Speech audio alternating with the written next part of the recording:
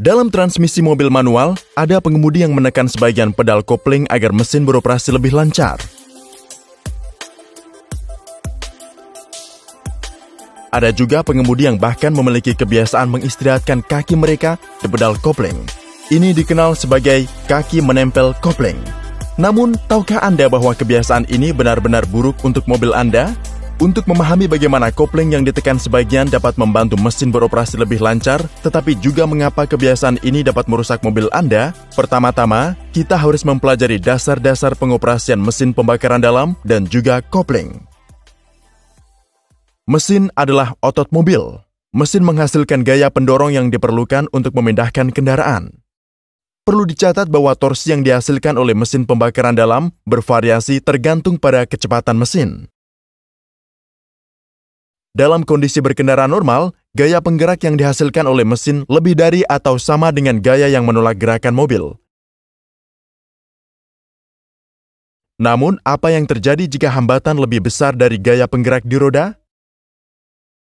Ini akan menghentikan gerakan mesin dan mesin akan mogok. Untungnya di dalam mobil ada mekanisme untuk mengatasi ketidakseimbangan antara kekuatan ini. Itu adalah transmisi. Anda dapat dengan mudah mendapatkan kecepatan yang berbeda pada output transmisi dengan menggunakan tuas persneling.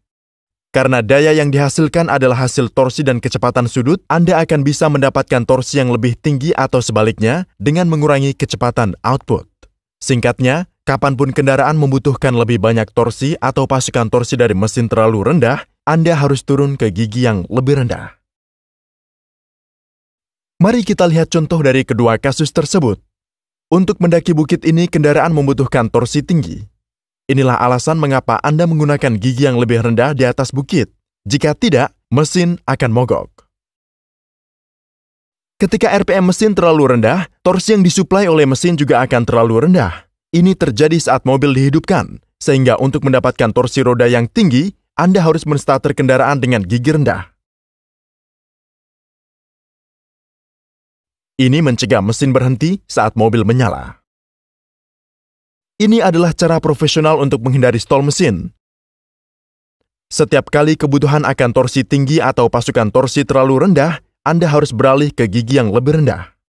Namun beberapa pengemudi menghindari stall mesin tanpa mengganti gigi. Mereka hanya menekan sebagian pedal kopling. Untuk mempelajari cara mereka melakukannya, mari kita lihat cara kerja kopling. Kopling berada di antara mesin dan transmisi. Pada dasarnya, kopling adalah mekanisme untuk menghentikan aliran tenaga dari mesin ke transmisi. Dalam transmisi manual, perubahan gigi hanya dapat terjadi ketika tidak ada aliran tenaga ke transmisi dan Anda memutuskan aliran dayanya dengan menekan pedal kopling.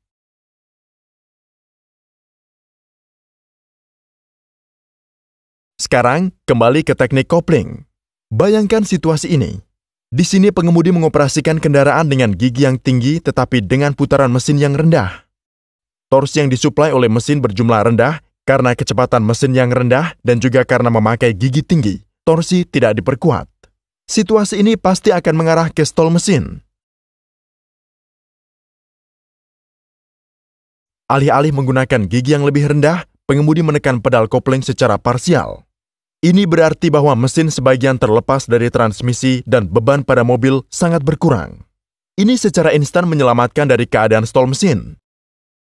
Sekarang, sambil terus menekan sebagian pedal kopling, ia juga menekan pedal gas. Proses ini membawa kecepatan mesin ke tingkat torsi yang lebih tinggi dan sekarang dia dapat melepaskan pedal koplingnya. Dengan demikian, dia telah mencegah stall mesin tanpa mengganti gigi. Pengemudi melakukan kaki menempel kopling selama operasi ini. Meskipun ini sepertinya teknik yang cerdas, kaki menempel kopling tidak baik untuk mobil Anda.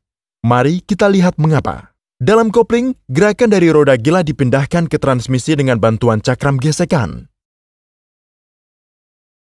Ketika gaya eksternal yang baik diterapkan pada cakram, gerakan dari roda gila akan ditransfer ke transmisi karena gaya gesekan yang memadai. Sebuah pelat tekanan, mekanisme pegas, menyediakan kekuatan eksternal ini. Selama Anda tidak menekan pedal kopling, mekanisme pegas akan memasuk kekuatan eksternal yang kuat. Saat Anda menekan pedal kopling sepenuhnya, pelat tekanan akan bergerak menjauh dari cakram dengan bantuan pegas diafragma. Dengan demikian, transmisi akan dipisahkan dari roda gila.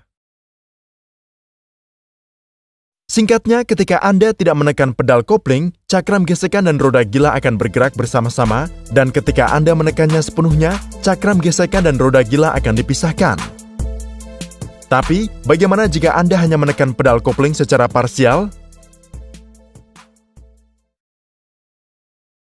Ini akan mengurangi gaya gesekan antara roda gila dan cakram gesekan, dan gerakan relatif terjadi di antaranya.